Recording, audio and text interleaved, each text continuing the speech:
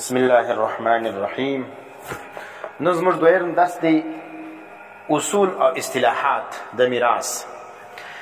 د میراث چې کوم دی څه اصول دي او څه اصطلاحات زده کول د دې علم دپاره دا ضروري دي چې هغه اصول او اصطلاحات ته زده کړې نو بیا به په دې علم باندې ستا سر خلاصېږي او مسله به صحیح راباسې. په دې علم کې یوه اصطلاح موږ وایو ترکه، بل توری موږ استعمالو ذوي الفروز. د دې ګرد وضاحت به ته زده کړې. ترکه څه ته وایي، ذوي الفروز څه ته وایي، عصبه موږ استعمالو، عصبه څه ته وایي، یا تعصیب. دا رقم موږ اصول او فروع وایو چې دا اصول دي دا فروع دي. که اصول وو بیا دا دی، که فروع ولو بیا به دا وي. اصول قریب او اصول بعید دا څه ته وایي. دا رقم فروع قریب او فروع بعید. دا رقم عینی، اخیافی او علاتی. دا د اخوه قسمونه دي. اخوه پر درې قسمه ده، عینی، اخیافی، علاتی. د دې څه فرقونه دي. او بل موږ وایو احد الزوجین. دا څه مقصد دی؟ بعضې اصطلاحات چې موږ وایو هغه د لفظ څه معلومېږي آسان، لکه احد الزوجین معنا په زوجین کې چې یو موجود وي، لکه زوج یا زوجه. ذوي الارحام څه ته وایي، او تشبیب څه ته وایي، او حجب څه ته وایي. یعنې حجب پر دوه قسم دي، یو حجب حرمان دی او یو حجب نقصان دی. او بیا تصحیح موږ وایو، او رد وایو، او عول وایو، تخارج وایو، کلاله وایو. دا په علم میراث کې دا الفاظ استعمالیږي. د دې هر یوه وضاحت زه درته کومه، نو ښه په غور باندې واورئ. اول توری چې دې کې استعمالیږي ترکه ده. د هره مسله کې چې ته مسله حل کوې، ترکه یې څو ده، وینې ترکه یې دونه ده، ترکه یې دونه ده. دا ترکه څه ته وایي؟ ترکه چې کوم ده، دا هغه مال متروکه د میت ته ویل کېږي. مړي چې کوم مال پرېښی دي، چې کوم شی یې پرېښی دي، که کوچنی دي که لوی دي، بس دا ته مال یې متروکه ویل کېږي. دا ته ترکه و د میت ویل کېږي.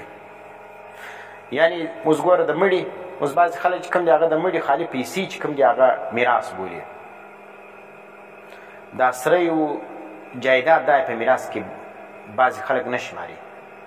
وایي موږ ورسره ګډ ده، خو زموږ هم دی ورسره، هغه نه تقسیموي. اوس مثال پلار مړ سلو، دی په یوه سرۍ کې اوسېږي، نو د بینک بیلنس چې کوم دی هغه دی چې بولي، دی میراث بولي. او دا سرۍ چې کوم دی دا خو موږ هم ورسره شریکان وو یا موږ هم پکې اوسېدل، دا تقسیم نه غواړي. نو یا چې کوم شی د پلار ولو هغه میراث دی. که مکان د پلار په نامه باندې و، د پلار ملکیت ولو، دا مکان هم میراث دی.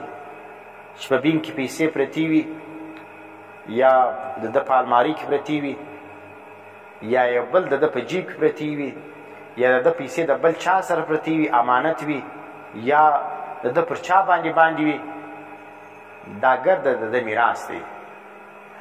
دا رقم کور سلو، مکان سلو، دکانونه سلو د ده وي، دا میراث دی. دا رقم د ده موټر سلو، دا هم میراث دی. دا رقم د ده کپړې سولې، د ده شیان سلو، وینې موبایل سلو، کمپیوټر سلو، او دا رقم نور چې کوم شیان دي، کتابونه سلو، دا ګرده د میراث دی. اوس بعضې وخت عالم چې کوم دی هغه مړ سي، کتابونه کې چیرې په ژوند کې د وقف کړي نه وو، د دغه کتابونه میراث دی. نو اوس دا چې سلو، نو دغه مکان، بینک بیلنس، پیسې، او دا رقم جایداد، مځکې، دکانونه،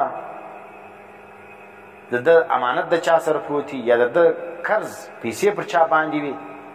دا رقم د ده موټر، موټرسایکل، وینې توپنچه، کپړې، دا رقم مارتل ګوټونه لا، دا ګرده میراث دی. شان به راواخلي چې د مړي په نامه باندې کوم شی دا به در سره کوټه کېدل، سره کښېر دی. اوس به نه راولاړ سې، بیا به نو د میراث چې کوم اصول دي د هغه مطابق به دا حل کړي. دا به تقسیم کې په خپل وارثانو باندې. اوس چې دغه د چې کوم شی د ده په نامه باندې یا د ته نسبت کېدی چې دا د دې اولو د ده ملکیت ولو هغه که کوچنی شی دی که لوی شی دا به ګرد راړی دا به څه پوه کړي دا به یو ځای کښېږدی اوس به څه کوې اوس به پر وارثانو تقسیموي